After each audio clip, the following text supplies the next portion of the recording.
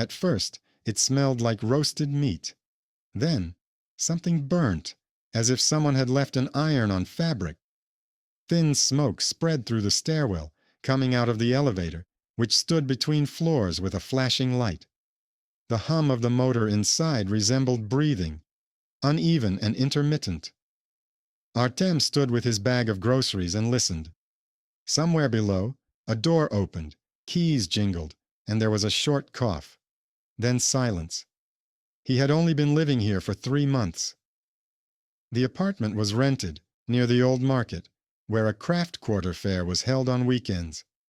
During the day, they sold honey, ceramics, and liqueurs there, and at night, drunken shouts, songs, and trash under the windows. Artem didn't complain. The rent was cheap, and it was close to the office.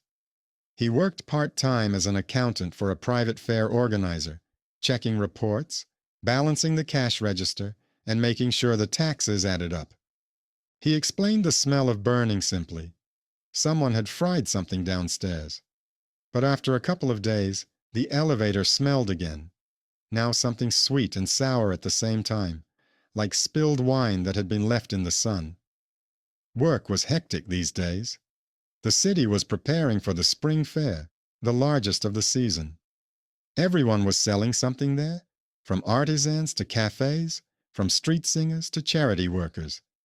Artem was compiling a summary table of payments, and suddenly he noticed, over the last 2 days of the fair, the city's coffers had grown almost threefold, even though there were no more tenants.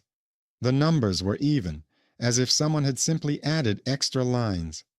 He asked the curator why there was such an increase, and the curator replied evasively that now the guards were keeping order, and the fines were going into the general treasury. Since then, a new column has appeared in the reports: moral fees. At first, Artem didn't think much of it, but in the evening, he smelled that odor again in the elevator, this time stronger.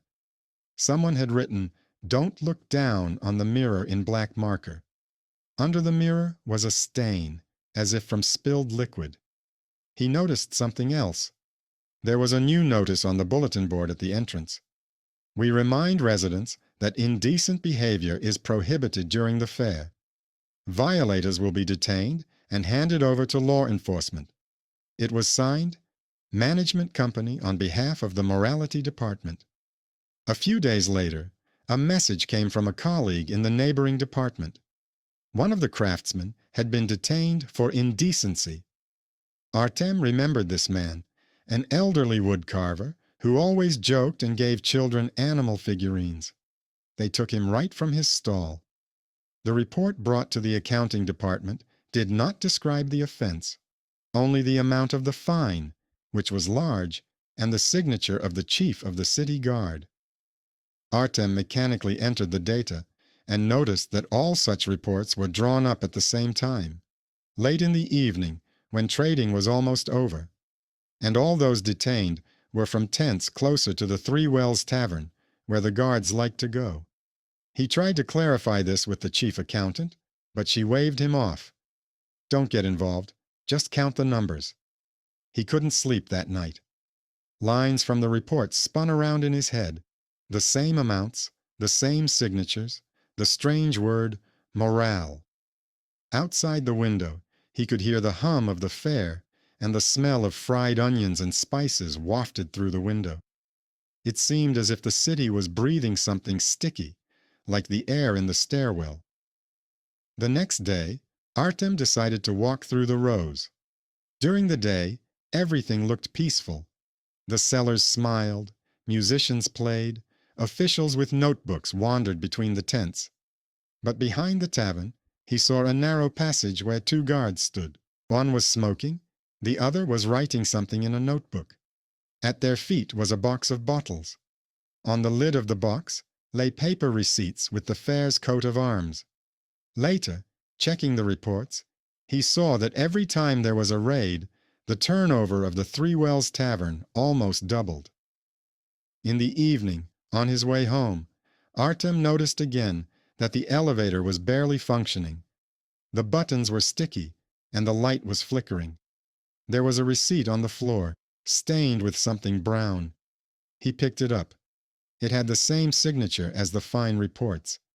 He didn't throw the piece of paper away, but put it in a folder. It seemed to him that someone had left it there on purpose, as a mark. The next day, a letter arrived from the Craftsmen's Union, a collective complaint about the arbitrariness of the guards. The letter said that during raids, random passers-by were detained and then released only for a fee. Attached to the letter was a copy of an internal order from the chief guard. During fair events, strengthen morality checks. Artem read it and understood. The amounts of the fines exactly matched the additional payments that the tavern had transferred to the account under contracts for the lease of premises for the needs of the guards. He compiled all the data into a single file. The figures formed a clear pattern. The guard commander receives a share in the tavern, organizes fictitious raids, and the reports are written off as a fight against debauchery. When he went out to smoke on the balcony, there was a figure in uniform standing under a streetlight in the courtyard. His face was not visible, only a white shirt under a raincoat. The man was looking directly at his windows. Artem put out his cigarette and walked away. The next morning, the door to his apartment was ajar. The lock had not been broken, but the key he usually left under the doormat was gone. In the hallway, there was a smell, the same one as in the elevator. In the corner lay a receipt with the fair's emblem. On it was a new word: warning. Artem realized that he could no longer remain silent. But going to the police was pointless.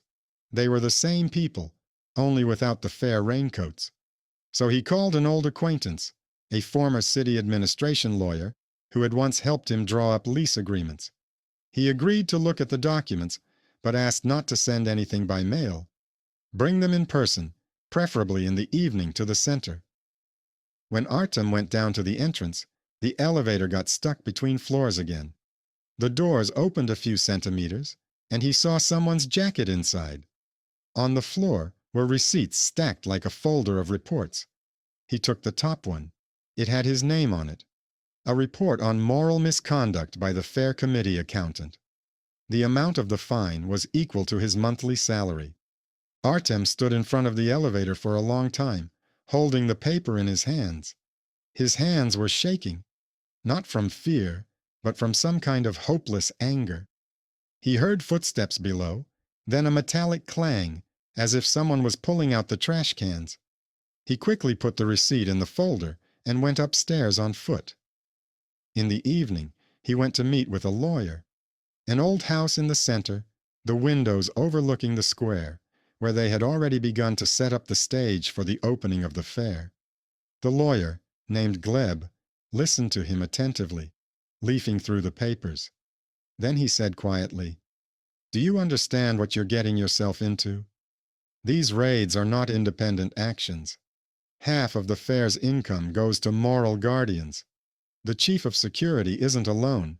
He's under someone's protection."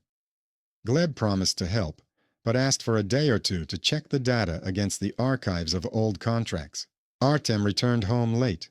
The streets were already empty. Only garbage collectors were raking up candy wrappers and spilled beer near the tents. The same man in a raincoat was standing by the entrance. When Artem approached, he turned sideways and pretended to be talking on a walkie-talkie. The next day, Gleb did not get in touch. His phone was turned off. Artem tried to call the office, but they said that the lawyer had gone on vacation last night. A few hours later, 2 plainclothes officers with city government badges came to the accounting department for an inspection. They asked to see documents for the last 3 months, especially reports on fines. Artem opened the general catalog, but the files he had compiled had disappeared. Instead, there were empty folders. A notification appeared on the screen. Access restricted at the request of the administration. He realized that someone inside had cleaned up the system. In the evening, on his way back, he noticed a sticker with the fair's emblem and the words, "Checked. No violations," near the elevator. The smell was sweet again, like a mixture of wine and burning. His shadow was visible in the mirror, but distorted, as if someone else was standing behind him. He didn't wait for the elevator and took the stairs. There was an unaddressed envelope in his mailbox. Inside was a photograph of himself leaving the Three Wells Tavern. The photo had clearly been taken with a hidden camera. On the back was the date and time, the very evening when he had simply been passing by, checking the tents. That night, for the first time, he covered the peephole in the door from the inside. The following days merged into anxious anticipation. The fair opened, and crowds filled the square. Artem tried to work silently, but he felt like someone was watching him.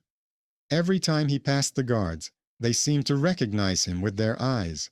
Once, he noticed a familiar face among the merchants, the very woman who had collected signatures for the collective complaint. She was standing behind a counter with fabrics. He approached cautiously. The woman recognized him immediately and whispered without looking up, "Gleb is gone. His apartment has been sealed. They say he left, but they found papers with the fair's emblem in the stairwell." Then she added, "Be careful. They're checking everyone who asks questions." He wanted to ask more, but a guard with a notebook appeared nearby. The woman fell silent abruptly. That evening, Artem gathered his belongings: documents, laptop, flash drive with a backup copy. He decided to spend the night at a friend's place, but changed his mind on the way. If he was being followed, he would drag others into it. So he went into the old administrative building of the fair committee. There was no one there in the evening. He opened the office where the filing cabinets were located. The folders contained lease agreements, copies of checks, and old reports. Among them was a thin folder with no labels. Inside was a printout of the chief guard's electronic correspondence. The first letter was dated several months ago and began with the phrase, "We will divide the share of the tavern fees, according to the previous scheme." Below were signatures, several names, one of which belonged to the deputy magistrate.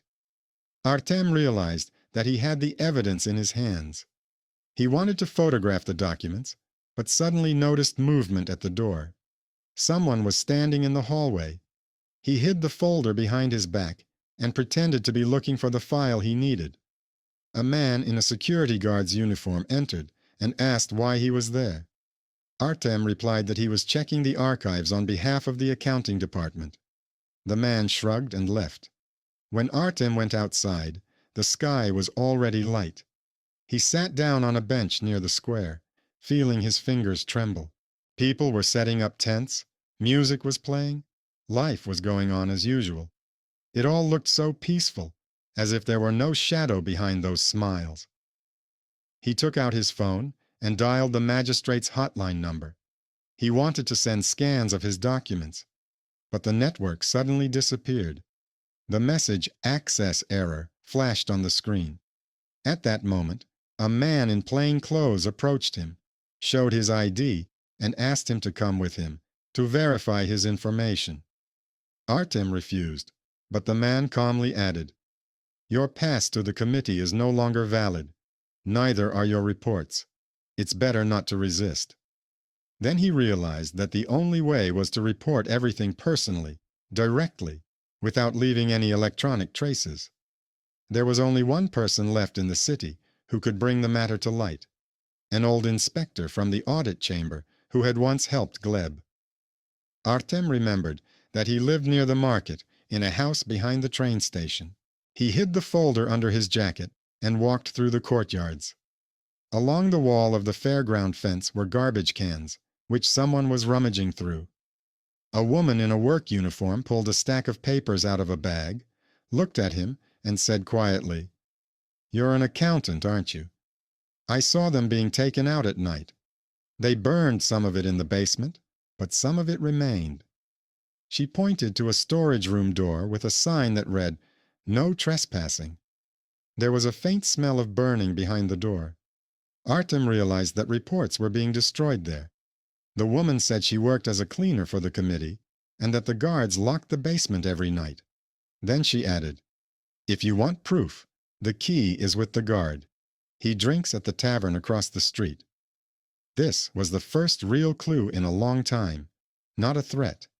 The underestimated cleaning lady turned out to be the one who knew the most.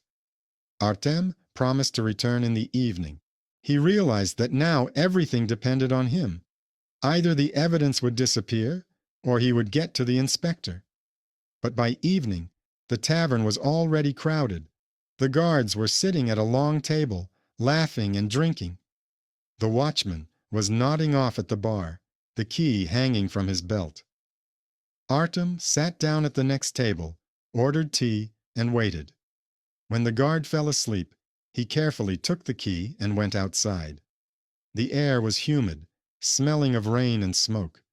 The lights were already going out in the square, and the last merchants were packing up their tents. He walked up to the warehouse door and inserted the key. The lock clicked. It was dark inside. Charred sheets of paper littered the floor, and the smell of soot and damp paper hung in the air. Metal barrels stood in the far corner. The remains of files smoldered in one of them. Artem shone his phone light on them and saw that some of the folders were still intact. He began pulling them out and putting them in his bag. And then he noticed a familiar signature in the glare of the screen. Gleb's.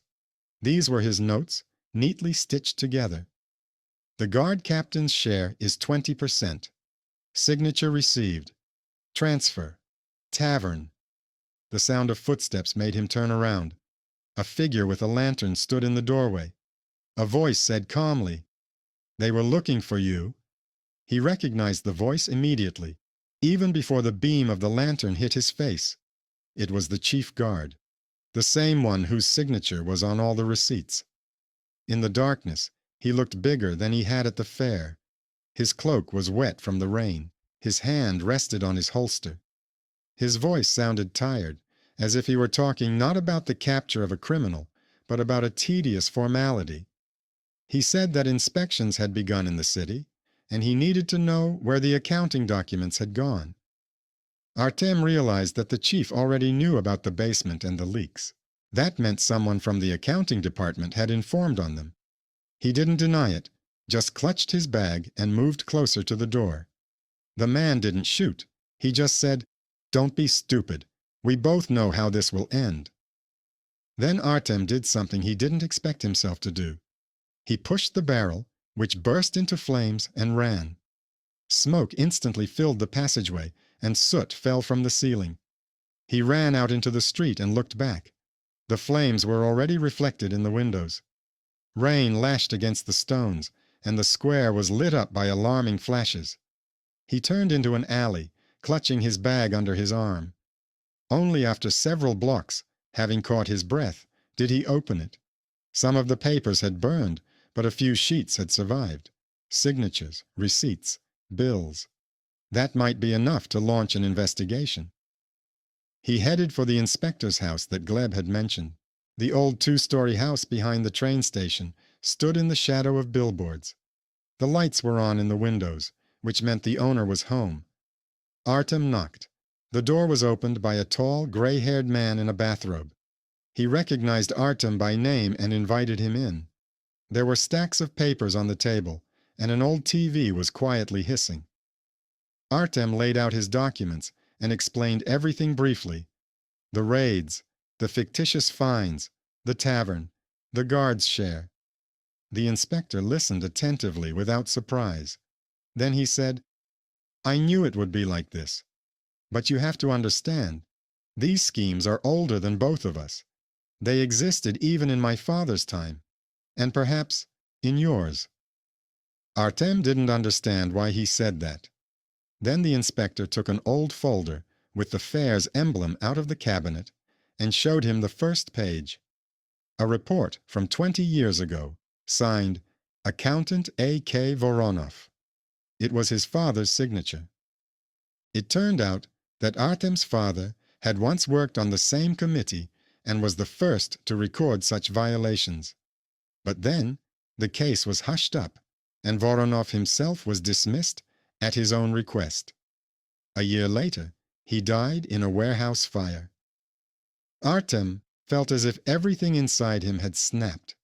His childhood memories came flooding back: the smell of burning, the bag of papers, his mother crying at night and repeating that it was all for nothing. The inspector added, "Now they're afraid you'll follow in his footsteps. But you have something he didn't have: evidence and people who care." He said that the magistrate had recently changed its financial supervisor, a man from another city, with no ties to the local guard. If the documents were handed over to him directly, the case would go to the council. But this had to be done before the fair closed, before the purges began. Artem agreed. The inspector called someone and said briefly, "Prepare a pass." Then he handed him a small envelope with a seal and added, "This will open the door to the magistrate's archives for you. There you will find confirmation of all payments." At night, Artem walked through the empty city, feeling the rough paper of the envelope under his fingers. The downpour turned into light snow, a rare sight for this time of year. A whitish fog lay on the streets, and the streetlights sparkled like wet coins. When he reached the administrative quarter, the guard at the entrance recognized the seal and let him in without a word. The building was empty. Only the light from the office upstairs was on. He went upstairs and opened the door. A woman was sitting at the desk, the same curator the inspector had mentioned. She looked younger than he had expected, with the tired face of someone who had been sorting through other people's debts for too long.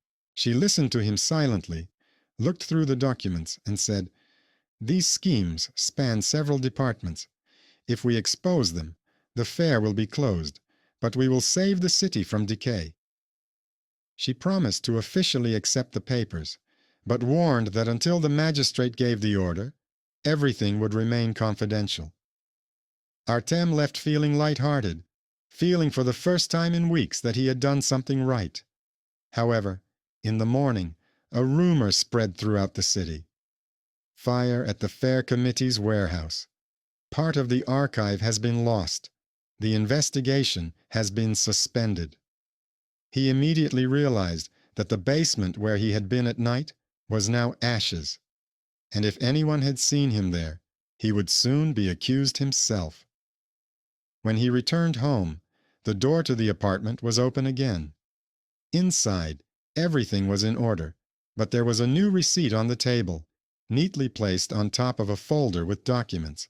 It had only one word written on it: "Congratulations." He sat down without touching the paper. A minute later, the phone rang.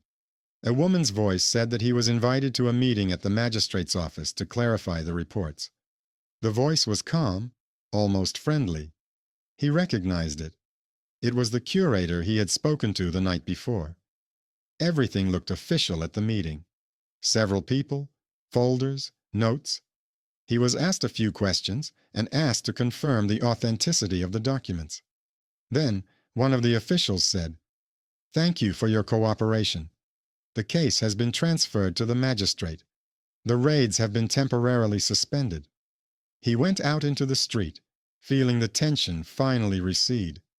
The crowd filled the square again, but now there were almost no guards. The merchants were smiling. It seemed that justice had prevailed, at least for a while. However, in the evening, he noticed something strange. The Three Wells Tavern was operating as if nothing had happened. Only the sign had changed. Now it bore the words, "Under the control of the magistrate."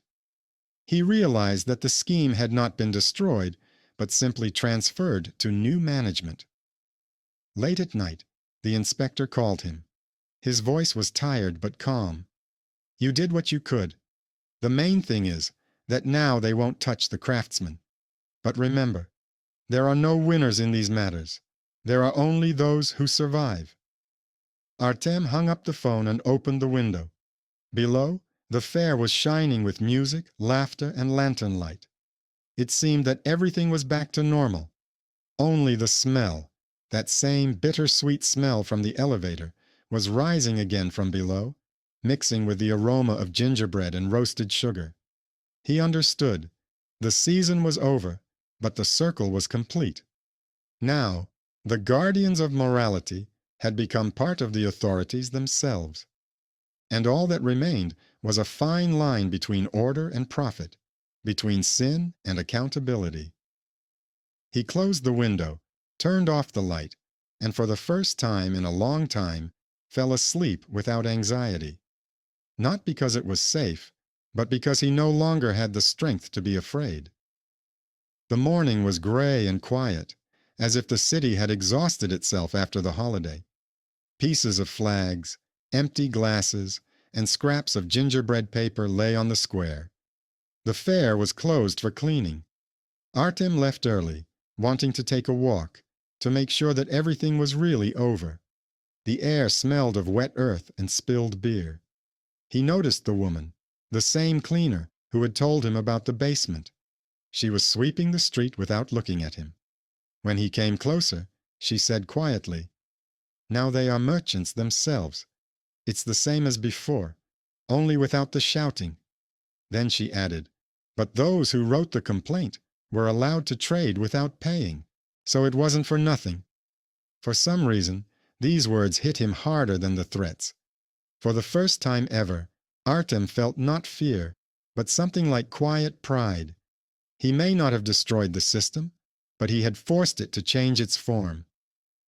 He returned home and sat down at the table. The file Moral Fees was still open on the monitor, now empty.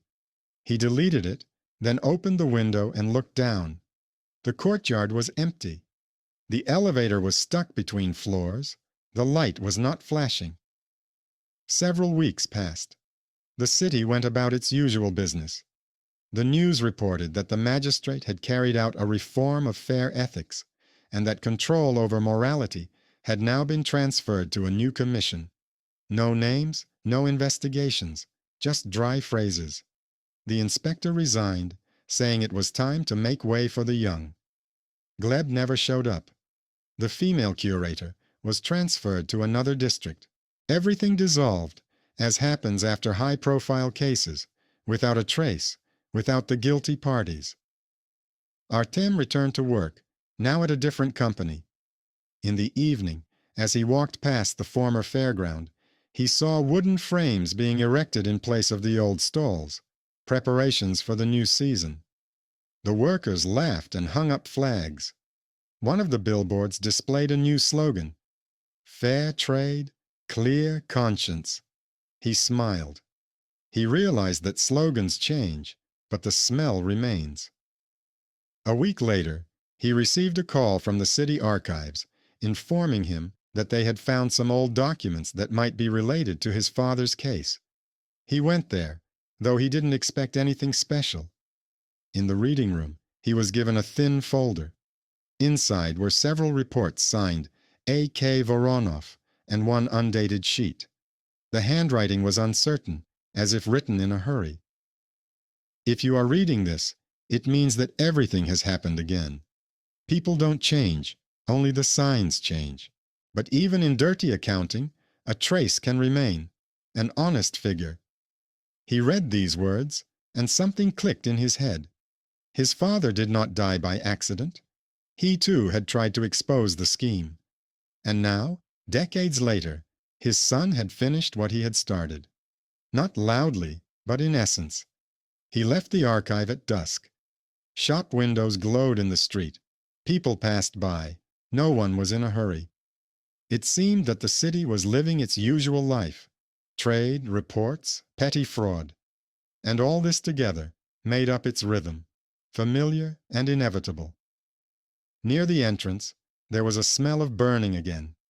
The elevator door was open, and an old faded receipt with the same fair emblem lay on the floor. Artem picked it up and turned it over. On the back, in black letters, it said, "Raids canceled. Season over." He didn't throw the paper away, but simply left it on the mailbox. It was quiet in the entrance hall. Behind the doors, the usual sounds could be heard. Someone turned on the kettle. A child was banging a toy on the floor. Everything was back to normal. But in this normality, there was already a different kind of silence, the fatigue of a city that had swallowed yet another scandal and digested it as if nothing had happened. Artem closed the door and turned on the light. On the table lay a folder with the surviving documents. He knew that no court would accept them, but he couldn't throw them away either. The folder served as a reminder that the truth exists not for the sake of victory, but so that someone might one day see the numbers and understand that there are people behind them. He went to bed early. He dreamed that he was walking through a fair. The rows stretched endlessly, music blared, and the smell of bread and wine filled the air. But behind the counters were the same faces, only in new uniforms, and somewhere in the distance, a calm, almost friendly voice said, "The raid is over. See you next season." He woke up with a strange sense of peace. Outside the window, morning was blossoming, and the elevator was running quietly, without smell or noise. He poured himself some coffee, looked out the window, and thought that perhaps justice was not about destroying the system, but simply about not letting it remain without witnesses. The city was alive again, and his heart beat to the rhythm of cash register receipts, bills, and footsteps on the wet pavement. But now Artem knew. Beneath the layer of pious words and moral slogans, the same river always flows, the economy of fear, covered up by concern for morality. And anyone who has once breathed in this sweet smell of burning will never confuse it with anything else. He closed his eyes and listened to the sounds of the stairwell. Silence, no footsteps, no rustling, and for the first time in a long time, this silence did not seem threatening, but simply a pause between fares, between cycles, between lies and reports. A pause in which he could finally breathe out.